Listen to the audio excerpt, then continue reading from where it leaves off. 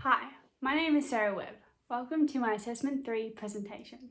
To begin, I'll be going through my Scratch project, Let's Go Shopping, and then I'll be going through the key components of the assessment. $6.50.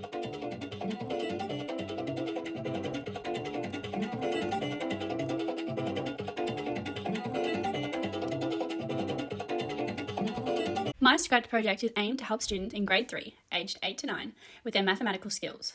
The game prompts the students to use their addition and subtraction skills when working with money. Students must read the in-game instructions, where they will then select 2 to 5 items of clothing and work out the total price and change. Students will be applying their knowledge of addition, subtraction, and money into a real-life scenario. Students will be required to select clothing items and add the prices to get a total and understand the value of money to work out which notes could be used and what change would be returned. This learning intention links to Level 3 of the Victorian FTN curriculum under the substrand Money and Financial Mathematics, as the students are required to represent money values in multiple ways and count the change required for simple transactions to the nearest 5 cents. My project correlates to the augmentation level of the SAMR model, where the tech tool replaces teaching, learning, activities with functional changes. The game with the absence of technology would require a lot of functional changes. A possible change could be altering the activity to a hard copy visual activity, with either physical clothing items or pictures, where students will have to use pencil and paper to write down their answers. The project allows the students to get the correct answer without the assistance of a teacher, as the game collects data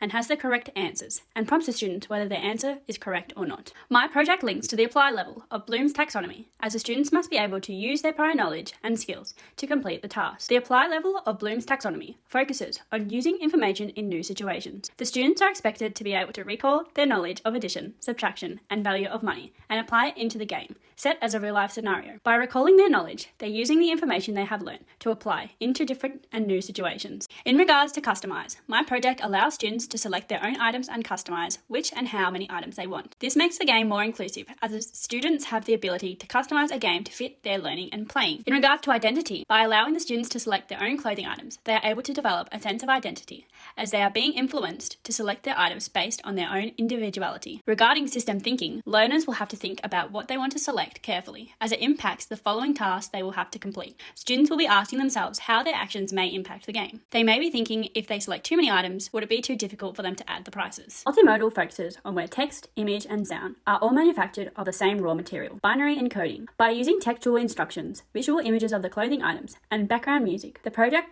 breaks up the learning into a new way and allows students to be engaged in a different way. Ubiquitous learning.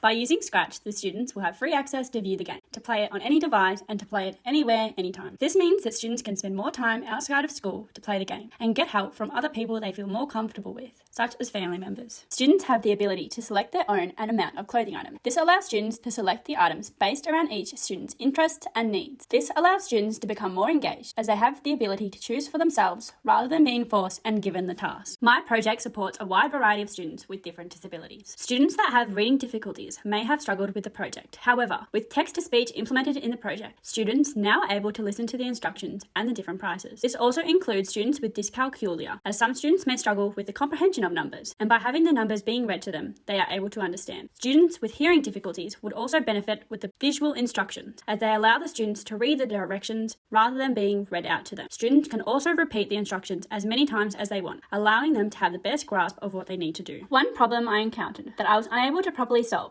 was having the students' selected prices visible when adding up to get the total. I had written in the Assessment 1 plan that the students would select their prices and then have the equation show up when they were asked to add up the total. I was unable to figure out how to visually present this. Instead, I asked the students to write down their selected prices on a piece of paper. Although it did not solve the problem, it was a different way that would hopefully help the students when they were adding up the prices. Another problem I encountered was that I was unable to work out how to make the game allow students to select their items so that the game would automatically have the correct total. I was originally going to make the game that the students would have to remember the prices and ask the teacher if their total was correct or not. I knew this would be impractical, especially if the game was played in a classroom with one teacher and 30 students, or if the students wanted to play it outside of school. I asked my fellow peers if they had any ideas and did some more research on Scratch. Although I was about to give up, I was finally able to work it out, what coding I need to use so that the game would have the correct total. Next time, I would make sure to stay calm and do more research before I get to the stage of giving up. I learned a lot about myself throughout this unit. I now believe that ICT is a vital component that should be implemented into the classroom, especially in subjects that are not based around learning ICT. I originally thought that a subject area I may focus in would be ICT,